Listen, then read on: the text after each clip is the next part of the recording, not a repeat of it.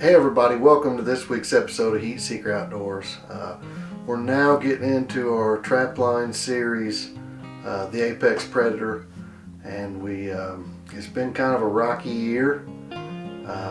It's been kind of tough. We're still fighting with some technology issues, stuff like that, but we're forging forward. I've got 10 episodes to bring you this year with our trapline series, and I'm looking forward to that. This week we're doing a little nuisance trapping. We're going after some spring beaver that are tearing up a pond. We're going after some snapping turtles that a friend of ours wants out of his pond. And then Grandma's got skunks underneath the house, and we're going to show you a little bit about how we skunk trap. So looking forward to showing you that, and hope you enjoy this week. Well, we're here at the pond today. It's May the 12th. Doing a little nuisance trapping for a lady. She's got some beavers that coming out of the pond. They're coming out of the neighbor's creek, and they're tearing up quite a bit of fields. They've dammed up 2 or 3 acres now. They tore the dam out 3 or 4 times, and they just keep putting it right back. So she's called, and we're going to do a little nuisance trapping, remove these beavers from her pond. Hate to catch them this time of year because you can't do much with them. You just got to dispose of them, but it needs to be done because beavers are kind of hard to catch and release because they're just going to cause somebody else another issue down the road, or they'll come right back if you don't take them very far.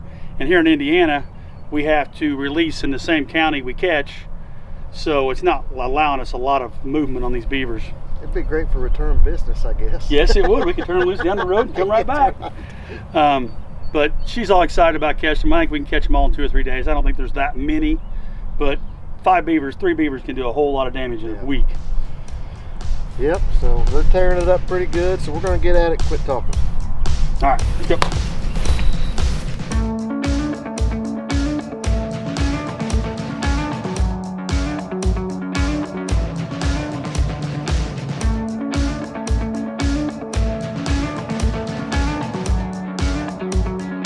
Well, we've got to run from a pond to another little ditch. They're backing up here, and from the sign in the mud, they're using it every night. Should be a pretty easy catch. We're going to put one here and then put one up here in case we have 2 come through tonight. We're going to throw a 6/16 in the keeper hole, get it set up real quick, and we'll find see what else we can set. Sunk.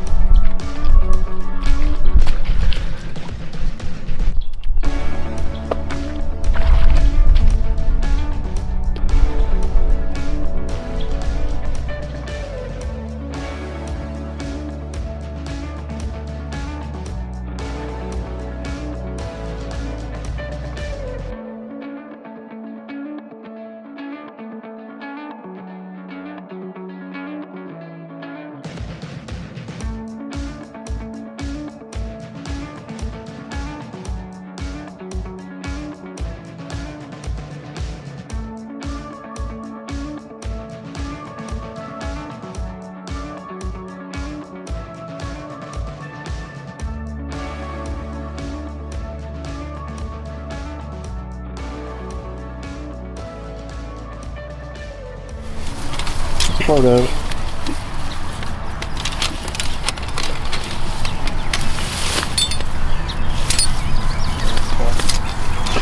Yeah, I'm old, but I'm still strong enough to set it. That's the pond they're coming in and out of from the creek. Go down here and check these traps and see if we caught anything. See the water right there, they got dammed up. They got about a 5-foot dam built, running all the way up in here.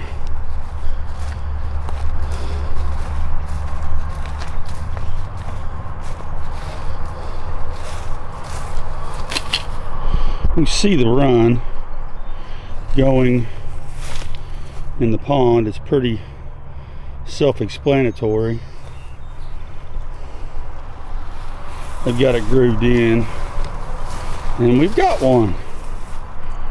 330 in that little deep run they got, pretty much deathly.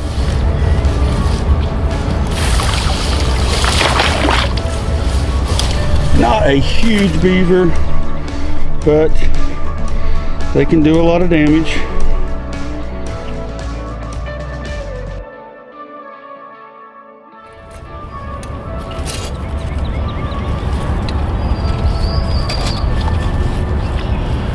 Water is fluctuating. We've had some rain.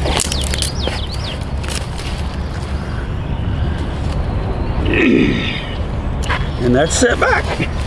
It's that easy.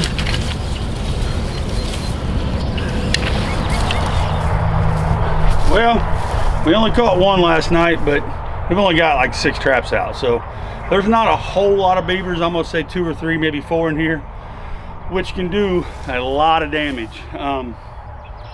We'll leave them sit a couple more nights. There's quite a few tracks over in the mud, so I think they're all young beavers, just trying to find a new home. We do have a creek just north of us here that is definitely, it's where everything's coming from. We actually saw an otter in the pond yesterday. She's wanting those out as well, which I'm hoping he leaves. I really don't want to catch him. We're not allowed to catch but 2 apiece here in Indiana, and that's in regular trapping season, not nuisance season. But we have some, but not a whole lot. We got like a 500 a year quota for the whole state, and we usually meet that quota pretty quick. But we'll get this one taken care of. With nuisance trapping, we can't use any of the anything off the beaver, so we got to discard of it. I've got actually have an excavator, so I just dig a big hole and put them in it 6-7 foot down so nothing digs them up. But yeah, we got to get rid of him. I hate it because I want to use something off of him, maybe the meat or for bait or something, but we really can't. So we'll get him in the truck and get him discarded, and hopefully we'll have another tomorrow. Hey everybody, welcome back to Heat Seeker Outdoors. Today we're doing a little bit of nuisance trapping. Grandma's got a skunk and we're trying to get rid of it. We got a live trap right here and then some cat food to lure the skunk out. Let's get after it. Let's get after it. We kicked some snow out of the air where we're setting the trap here. There's a little hole over here where we think the skunk's getting into the deck, so we're putting it right next to it. So when he comes out, he'll smell the cat food and go in there. Let's set it.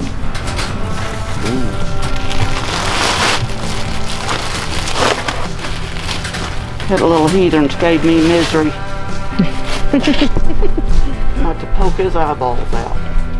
I ain't gonna get that close to him. What are you doing? Nothing. Hey everybody, we're about to get our, put the bait in the trap, and we've got our live trap here. We covered it in trash bags so that the skunk doesn't see us and spray us. We'd like to have black ones, but this'll do. We've tested the trap with a stick and it does work. So let's bait it. Yeah.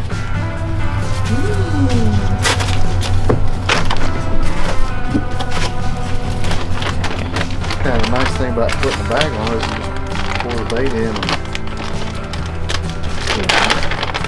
The one time we caught the skunk at the house, Dad just threw it down.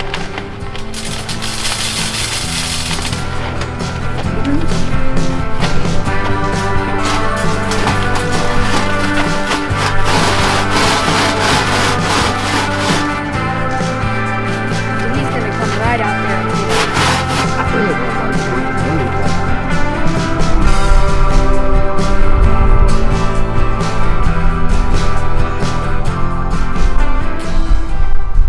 Well, we've got a skunk.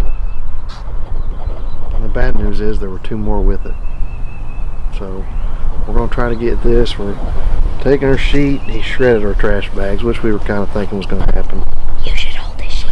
But, we're going to try and take the sheet, cover the cage long enough to get up to it, see how this happens, see how it works.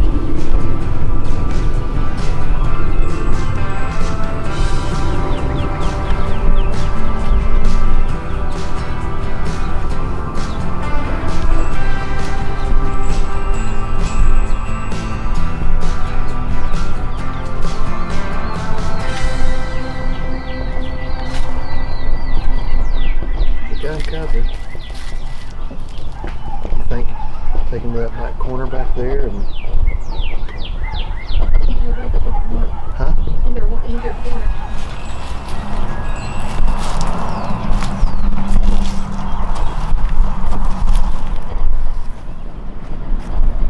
Hey buddy, we finally got the skunk dispatched. We got him taken care of over there.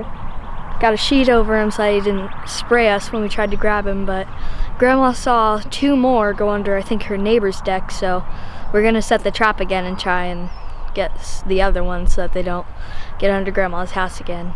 But we got this guy dispatched and he smells. So we're gonna leave him here for like a night or so. We're over here this hot summer morning with Heat Seeker Outdoors. We're setting a few turtle traps. The owner doesn't want the turtles in the pond, so we're gonna try to eradicate some. I bought these hoop traps off a guy from Evansville, Indiana. They work pretty good. They're pretty simple. They fold up easy. They go together with just 2 sticks, really. Maybe.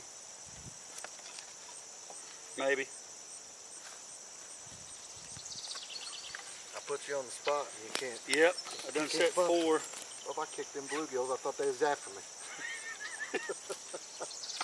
We were sitting here about the last 15 minutes and caught bluegill to bait the traps with. This will be trap number 5 we're putting out. Number 5. So we got the other 4 set. Just wanted to show you what the setup looks like. It's pretty simple. It's pretty simple. You put your bluegill in here.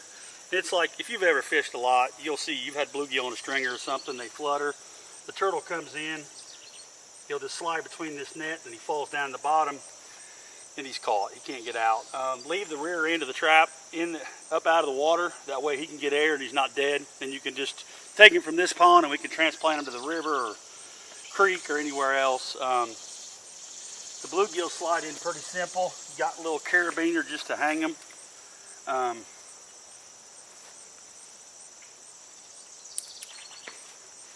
already got one. I hope that's what it was. Then just tie it back up so they can't get out, so the turtles can't get out. Just one little cinch and it's there. You got a rope stick for the rope just so you can reach it. If not, they'll flutter around. It's a big turtle. I mean, you can catch a 40-pounder in this pretty easy. Yeah. Maybe a 50, but I've had a few that won't fit through the 2-foot opening. Sometimes they get stuck in there, the bigger ones, and you just pull them out. If not, they're right there at the end, and a lot of times we just bail in and grab them. So we're going to get this thing set in the water for these bluegill die. It's key that they're alive, and then we'll come back tomorrow and show you some catches. So get after it.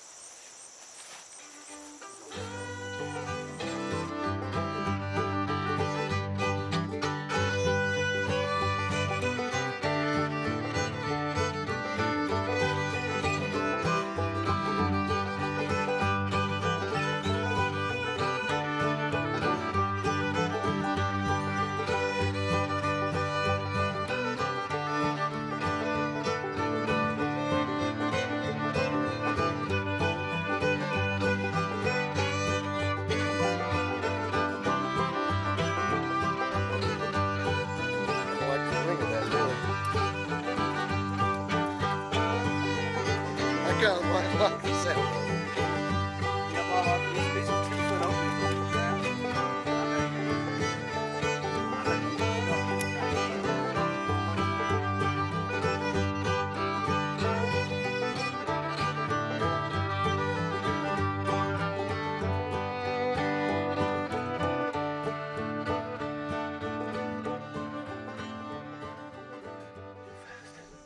Rear into the trap out of the water.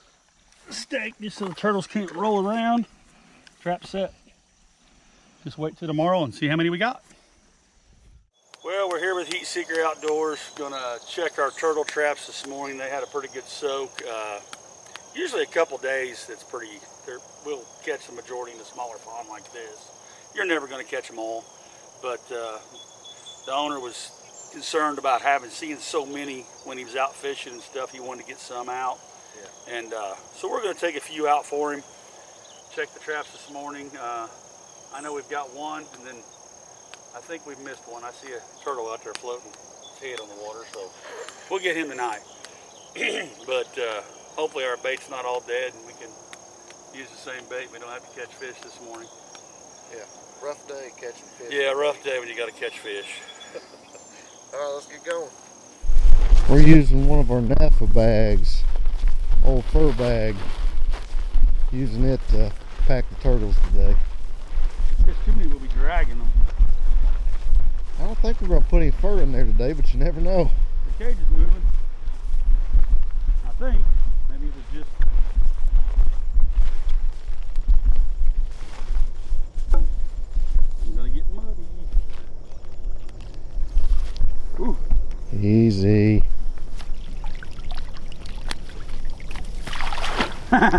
He ain't got very many turtles in here, bud. No. I promise you, he don't have very many.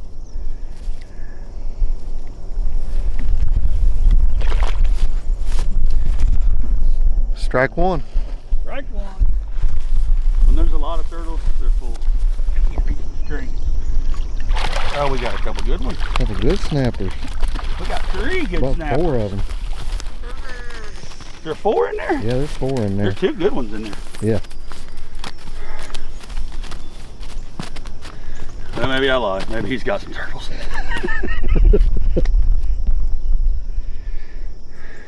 That one's a real good one. Yeah, it is. We'll have to catch a bluegill for this one. Quit biting. That one's real nice. Yeah. These turtles, watch when he comes out. He's gonna be ready to fight and bite. You can stun him real quick with this. If you just tap him on the end of the nose, I'll get him out of the net here. Get out.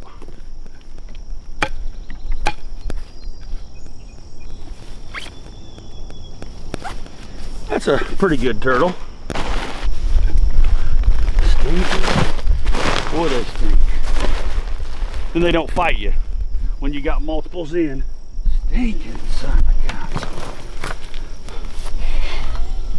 Well, one of them's gonna get me. Crap.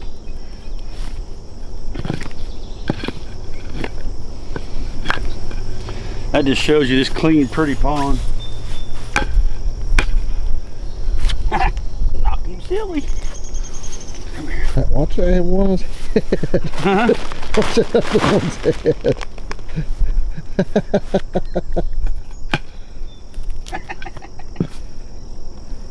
That does just stun him. It just stuns him. Then you ain't got to worry about it. Biting you or trying to get. There's a lot of weight right there. Yeah, we should have brought another bag. Yeah. Have to drag that thing. We're going to have to leave this out of the water. So we got to put some live bluegill back in. Live bluegill's way better than the dead one. Just because the vibration. If you've ever seen bluegill on a stringer and you notice, or fish on a stringer, and you notice the turtles, they're already coming back too. So, but they're in there where they can't bite me now. I've just learned over the time that it's a lot easier to try to not get bit because I don't pay much attention, and next thing you know, you got one latched onto your calf or something silly. Yeah, I'm not carrying this. You chewed on it all? Feels awful like. One. Got one. One small turtle. He's not real small, but he's not. He's nothing big either. The bag's moving, they're biting at the bag, they're already back too. It's not hurting them really per se. And these are dinosaurs. I mean, that right there is What, a 10 pound, 12 pound turtle? Yeah, and that's eating size right there. That one's probably 20 pound. Yeah, easily. Maybe 25. He's a pretty good turtle, but you can see in the bag, they're already back to moving. They're doing their thing, besides the one Brian just threw in there. They're fine. It just keeps us from getting, here, you guys. We have to put bluegill back in it. Yeah. Yeah, you see how heavy it is now. It's heavy. Boy, they stink. No, they reek. They reek. Stinking. Even in this clean pond, they stink. And people say if you're going to eat them, to put them in a horse trough for 2 weeks and let them clean out, get them out of the mud. The guy that I purchased the traps from, he actually says, well, what are you cleaning? You're not really cleaning anything. The meat's not tainted. It's just you're not cleaning the meat. It's just the moss on their shell. Well, we thought we had a turtle at least in this, didn't we? I seen something's head poke up or poke down when I pulled in. So we're gonna see. The water's warm. Is it really? Yeah, the water is. Bath water. Can you wait? No. There's one. One good turtle. That's a good turtle. It's a good turtle. So what did we catch? Six snappers? Turtles and 3 bass. Yeah, 6 turtles and 3 bass. Which, honestly, I'm surprised the paint turtles aren't in here. I didn't see any paints here fishing yesterday catching bait, so yeah. I don't know if the paint turtles or the greenheads will actually travel as far as the snappers. Which they really don't have a predator besides us. Which, like I said, I'm just going to relocate these to the river. Nobody wants them. No, we'll probably... I mean, we'll catch a couple more tonight, and that's probably going to be it in here. We'll probably keep one to show kind of how we clean them. Yeah. Maybe do a clean and cook on one. Yeah. That's a decent turtle, but he's pretty flat. He's not. Yeah, he's not. got that- You don't have that big round shell yet. Right. That big bulged up. I just dump him all the way out. It's easier. Yeah. But get him up where he can't slide back in there real quick.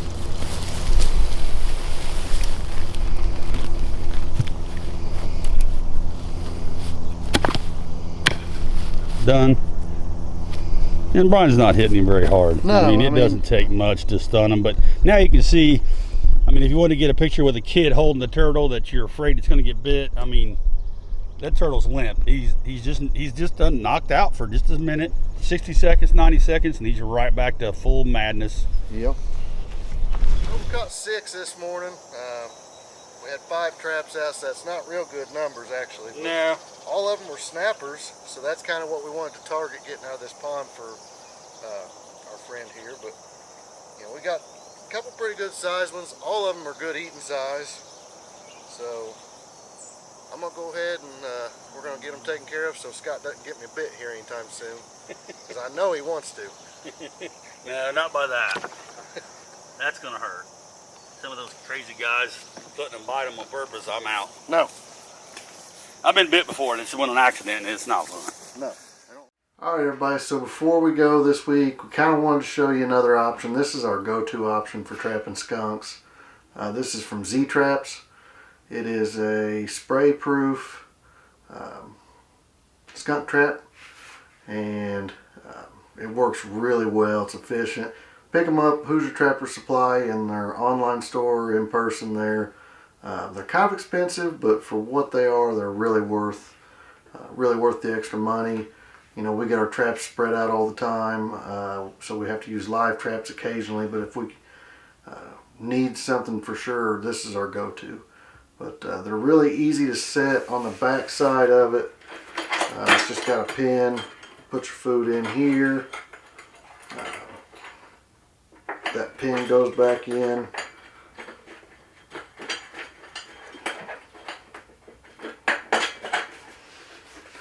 And then on the door there's a safety over here. And you get that safety out of the way. It actually takes 2 hands. Get that safety out of the way. There's a little tab here on the back side of this.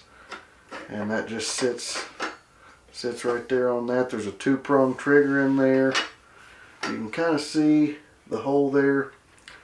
It works every time, and as they go in, they hit the trigger, the door falls, and you've got your skunk. But this is just another option. It's a really good option for us, but we wanted to talk a little bit more, do a little more hands-on, show you a few more of the other options that we like to use for nuisance trapping. So hope you enjoyed this week with Heat Seeker Outdoors. I've been reminded by my wife to throw out there that I do throw some bloopers in, usually at the end of the episode. It's kind of funny. Everybody that I've talked to, they get to the end of the episode and they're clicking to the next one. And so I just kind of want to throw that out there. If you watch to the end of the episode, and there's bloopers on a lot of them. So hope you enjoy those, and I hope you enjoyed this week.